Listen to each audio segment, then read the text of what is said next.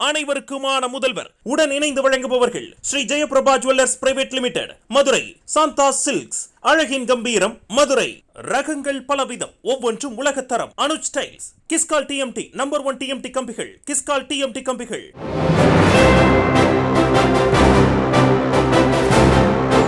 தமிழக அரசியலில் பழுத்த அனுபவம் வாய்ந்தவர், கொள்கை பிடிப்புள்ள திராவிட சிந்தனையின் அறிவுக்கோட்டை, தமிழ் மொழிக்காக, மாநில உரிமைகளுக்காக, சமூக நீதிக்காக திராவிட மாடல் நாயகரின் கருத்துக்களை எதிரொலித்து டெல்லியை ஒவ்வொரு நாளும் மிரள வைக்கும் திராவிட முன்னேற்ற கழகத்தின் மாநிலங்களவை குழு தலைவர், கழக துணை பொதுச் செயலாளர் திருச்சி சிவா எம்பி அவர்களை வாழ்த்துரை வழங்க வருமாறு பேரன்போடு அழைக்கிறோம். கலைஞர் தொலைக்காட்சியினுடைய மேலாண் இயக்குனர், கலைஞரை போல உடல்நலம் குன்றிய நேரங்களிலும் கூட தொடர்ந்து தொலைக்காட்சி நிலையத்திற்கு வருகை தருகின்ற என் நெஞ்சம் நிறைந்த அண்ணன் அமிர்தம் அவர்களே, கலைஞர் தொலைக்காட்சியின் செய்திகள் பிரிவின் தலைமை ஆசிரியர், என் மனங்கவர்ந்த சிந்தனையாளர், எழுத்தாளர் திருமா வேலன் அவர்களே,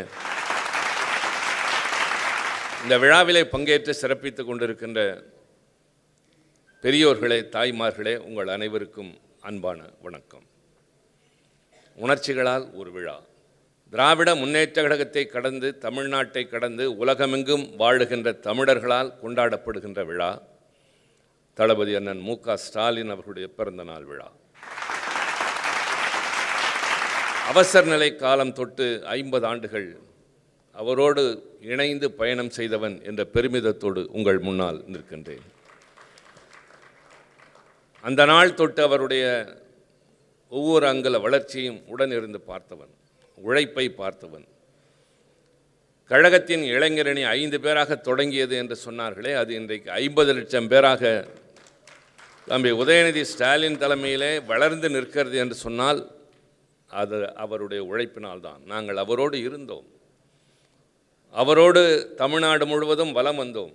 ஆனால் அவருடைய ஆற்றலும் தனித்தன்மையும் தான் இன்றைக்கு இயக்கத்திற்கு இவ்வளவு பெரிய பலம் வாய்ந்த கோட்டையாக இளைஞரணியை தந்திருக்கின்றது. 2 தளங்களில் அவர் இன்றைக்கு போற்றப்படுகின்றார். திராவிட முன்னேற்ற கழகத்தின் தலைவர் என்று ஒரு தளம், தேர்ந்தெடுக்கப்பட்ட தமிழ்நாடு அரசின் முதலமைச்சர் என்று இன்னொரு தளம். ஓர் இனத்தின் தலைவனாக, திராவிட இனத்தின் தலைவனாக, ஒரு மொழியின் காவலனாக, தமிழ் மொழியின் காவலனாக, இந்த 2ஐயும் பாதுகாக்கிற கோட்டையாகிய திராவிட முன்னேற்ற கழகத்தின் தலைவராக, தனிப்பெரும் தன்மைகளோடு இன்றைக்கு இந்தியாவில் இருக்கிற அனைவராலும் பாராட்டப்படுகின்ற நிலைக்கு தன்னை உயர்த்தி கொண்டிருக்கின்றார். யாரும் அவரை உயர்த்தவில்லை. இந்த பிறந்தநாள் விழா இப்படி கொண்டாடப்படுகின்ற போது அவர் எனக்கு அண்ணன், வயதினால் மட்டுமல்ல, எல்லா வகையிலும் எனக்கு அண்ணன். உலகத்திலே வரலாற்றை திருப்பி பார்த்தால் ஒவ்வொரு காலகட்டத்திலும் 3 பேர் முக்கியத்துவம் வாய்ந்தவர்களாக இருப்பார்கள். கிரேக்க நாட்டில் சிந்தனையாளர்கள் வரிசையில் சாக்ரட்டிஸ், பிளாட்டோ, அரிஸ்டாட்டில். அதே போல சீன நாட்டிலே எடுத்துக்கொள்வீர்களானால் கன்ஃபூசியஸ், சென்யாட்சின், மாசேதுங். பொது உடைமை தத்துவத்தை எடுத்துக்கொண்டால் Karl Marx, Lenin, Joseph Stalin. Tamil இலக்கியத்தை எடுத்துக்கொண்டால் தொல்காப்பியர், திருவள்ளுவர், இளங்கோ அடிகள். இந்திய விடுதலை போராட்டத்தில் மகாத்மா காந்தி, நேதாஜி சுபாஷ் சந்திரபோஸ், பண்டித நேரு. திராவிட இயக்கத்தின் தோற்ற காலத்தின் தலைவர்கள் doctor Natesanar, doctor T M. Nair, P T. Thyagarayar. அந்த இயக்கத்தினுடைய வளர்ச்சியின் வரிசையில் தந்தை பெரியார், அறிஞர் அண்ணா, தலைவர் கலைஞர். இப்படி எல்லா காலகட்டத்திலும் இணைந்து வாழ்ந்த வளர்ந்த 3 பேரை சொன்னேன். ஆனால் இன்றைய காலகட்டத்தில் இந்த இனத்தின், மொழியின், மக்களின், மண்ணின், மரபின் பாதுகாவலனாக விளங்குகிற அவர் ஒற்றை மனிதனாக நிற்கிறார். இந்த பேர் இயக்கத்தினுடைய பாதுகாவலன் என்று சொல்கிற போது அது ஒரு சாதாரணமான பொறுப்பு அல்ல. கட்டி காப்பது ஒரு தத்துவம். தம்பி திருமா சொன்னதைப் போல இது ஒரு தத்துவம், கருத்தியல். 100 ஆண்டுகளுக்கும் மேலான வரலாற்று பின்னணி உடைய திராவிட இயக்கத்தின் ஒற்றை அடையாளமாக திகழ்கிறார். அதனுடைய கொள்கைகளை நடைமுறைப்படுத்துகிறார் ஆட்சியின் மூலமாக. அதுதான் அறிஞர் அண்ணா இந்த இயக்கத்தை உருவாக்குவதற்கான அடிப்படை காரணம். வடபுலத்தின் ஆதிக்கம் வருகிற போது துணிவுடன், கழகத் தோழர்களை அரவணைக்கிற போது அன்புடன், கனிவுடன், பாமர மக்களை பரிதவிப்போரை பார்க்கிற போது பரிவுடன், தோழமை கட்சிகளோடு அரவணைத்து செல்கின்ற பண்புடன், குழந்தைகளை பார்க்கிற போது அன்புடன், எல்லா இடங்களிலும் ஒரு தனித்தன்மை என்பதை தொகுத்து வைத்த ஒரு தனி மனிதன் நம்முடைய இயக்கத்தின் தலைவர், தமிழ்நாட்டின் முதல்வர். எதிர்க்கட்சி தலைவரை கூட சட்டப்பேரவையிலே நன்றி சொன்னார் என்றார்கள். அதைவிட மிகப்பெரிய காரியம், பல தலைவர்களை, பல குதிரைகளை வைத்து ஒரு தேரினை ஓட்டுவதைப் போல அறிஞர் அண்ணா அந்த காலத்தில் கூட்டணி அமைத்ததைப் போல ஒரு வலிமையான கூட்டணியை நீண்ட காலமாக தொடர்ந்து பாதுகாத்து வருகின்றவர் நம்முடைய இயக்கத்தின் தலைவர். அதன் காரணமாகத்தான் தொடர்ந்து பல வெற்றிகள். இன்றைக்கு இந்தியாவிலே வடக்கே ஆள்கின்றவர்கள் தங்களுடைய ஆதிக்கத்தை நிலைநாட்ட முடியாமல் தவிக்கின்ற ஒரே மாநிலம் தமிழ்நாடு மட்டும்தான். மிரட்டி பார்க்கிறார்கள், அச்சுறுத்தி பார்க்கிறார்கள், வஞ்சகமாக வலை வீசுகிறார்கள், யாரையாவது வைத்து தொந்தரவு செய்கின்றார்கள். எதற்கும் அசராமல் தன்னுடைய பணியினை மெல்ல நிதானத்தோடு ஒரு யானையைப் போல, யானை நடக்கும் மெதுவாக, ஆனால் கால்களை ஊன்றி நடக்கும். அந்த கம்பீரம் என்பது யானைக்கு மட்டுமே உள்ளது. ஒரு யானையைப் போல அரசியலில் நடைபோடுகிறார் இன்றைய கழகத்தின் தலைவர் அவர்கள்.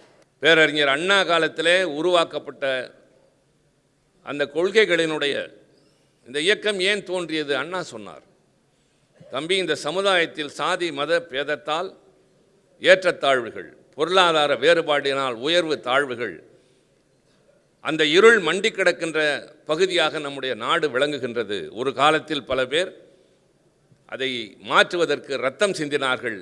அந்த தியாகம்தான் நம் பாதையின் அடையாளம் என்பதற்காக நம் கொடியின் பாதி சிவப்பாக இருக்கும்.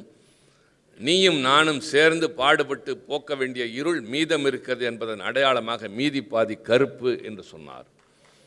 நாம் சிந்தப்போகிற இரத்தத்தால், வியர்வையால், ஆற்றப்போகிற கடமையால், உழைப்பால் அந்த கருப்பு மறைகிற போது முழு சிவப்பாக மாறும் என்று சொன்னாரே அந்த அண்ணா, ஆட்சிக்கு வந்தவுடன் 3 சட்டங்களை கொண்டு வந்தார்.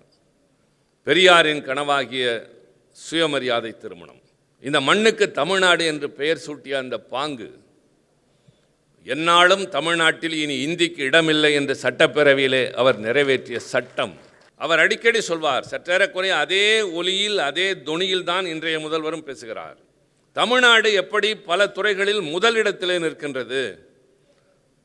நித்தி ஆயோக் என்ற அரசு சாராத தன்னாட்சி பெற்ற ஒரு அமைப்பு, அவர்களுடைய கணிப்பு இந்தியாவிலே சரியான கணிப்பாக கருதப்படுகிறது. அந்த நித்தி ஆயோக்கினுடைய கணிப்பில் தமிழ்நாட்டில்தான் தொழில்துறையில், மகளிருக்கான திட்டங்களில், சமூக நல திட்டங்களை செயல்படுத்துவதில், கல்வியில், மக்களுக்கான சட்டம் ஒழுங்கு பாதுகாப்பில் தமிழ்நாடு 85 விழுக்காடுகளை பெற்று முதலிடத்தில் இருக்கிறது என்று நித்தி ஆயோக் சொல்கிறது.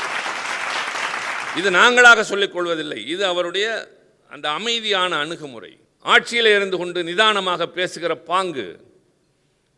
முதலில் பிரச்சனைகளை புரிந்து கொள்ள வேண்டும், பின்னர் பிரச்சனைகளுக்கான காரணங்களை ஆராய வேண்டும், அந்த காரணங்களை போக்குவதற்கான வழிமுறைகள் என்ன என்று தெளிவான சிந்தனை வேண்டும், அந்த வழிமுறைகளை நடைமுறைப்படுத்த திட்டங்கள் வேண்டும், திட்டங்களை நடைமுறைப்படுத்த துணிச்சல் வேண்டும். இத்தனையும் அவருக்கு இருக்கின்றது. ஒரு நாட்டில் வாழ்கிற மக்களுக்கு உயர்வு வேண்டும், சமத்துவம் வேண்டும் என்றால் அது எங்கே தொடங்க வேண்டும்? கல்வியிலிருந்து. கல்வி என்பது ஒரு பிரிவினருக்கு மட்டும்தான் என்று இருந்த நிலை மாறி எல்லோருக்கும் கல்வி என்று கொண்டு வந்து, ஒடுக்கப்பட்டும் ஒதுக்கப்பட்டும் நசுக்கப்பட்டும் கிடந்தவர்களுக்கு கல்வி தந்து, கல்வி கற்றவர்களுக்கு வேலை வாய்ப்பு தந்து, வேலை வாய்ப்பை பெற்றவர்களுக்கு உரிய ஊதியத்தை தந்து, நடமாடுகிற நாட்டில் நிம்மதியை தருகிற ஆட்சிக்கு பெயர்தான் மக்களுக்கான ஆட்சி. அதை செய்து கொண்டிருக்கிறார். நான் இப்போது சொல்ல வருவது, பெண்களுக்கான திட்டங்கள் என்று சொன்னீர்களே, பல திட்டங்கள் அறிந்தவை, தெரிந்தவை, புரிந்தவை, செய்ய வேண்டும் என்று எண்ணக்கூடியவை. இப்போது நான் சொல்லப்போவது,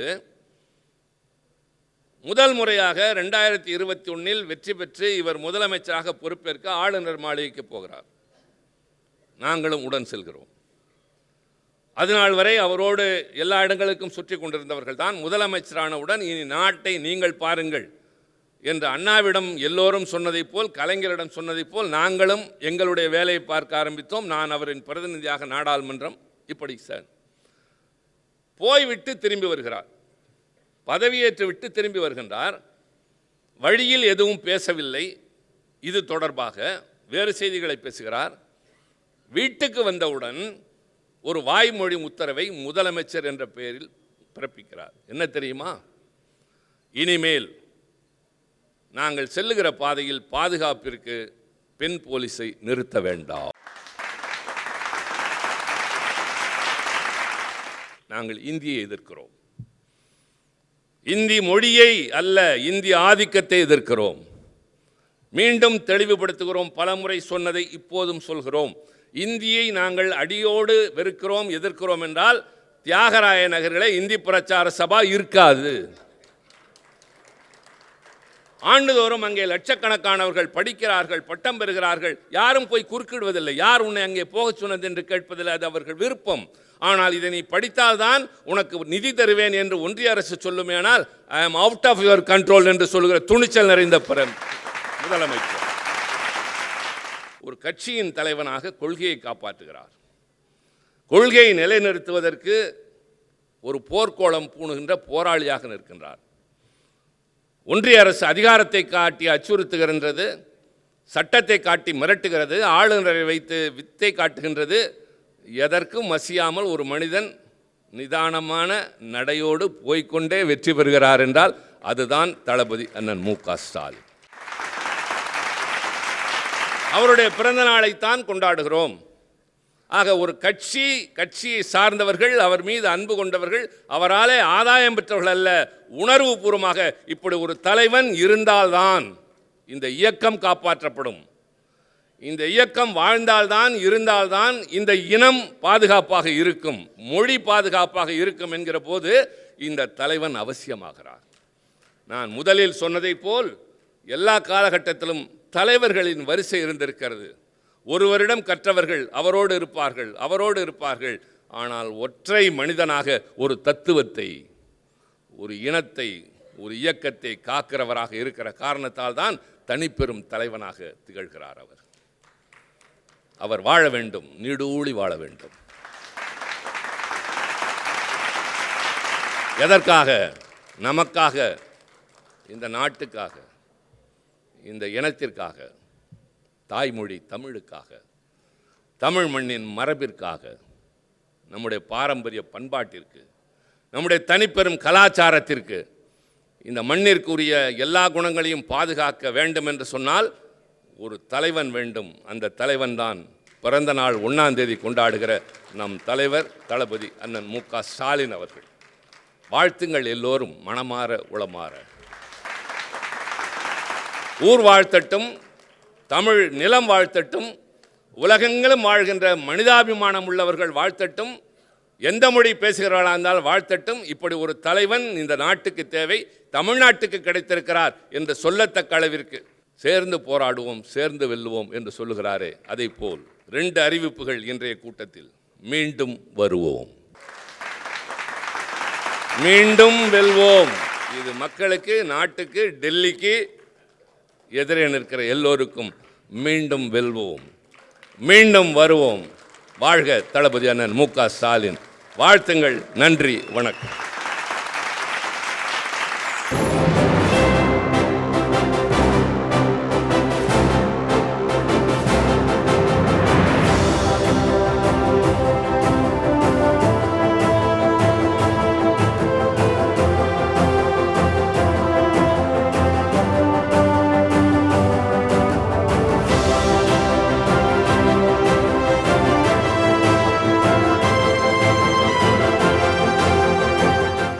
அனைவருக்குமான முதல்வர் உடன் இணைந்து வழங்கியோ Sri Jayaprabha jewellers private limited Madurai Shantha silks அழகின் கம்பீரம் மதுரை ரகங்கள் பலவிதம் ஒவ்வொன்றும் உலகத்தரம் Anuj styles Kiscol TMT number 1 TMT கம்பிகள் கிஸ்கால் டிஎம்டி கம்பிகள்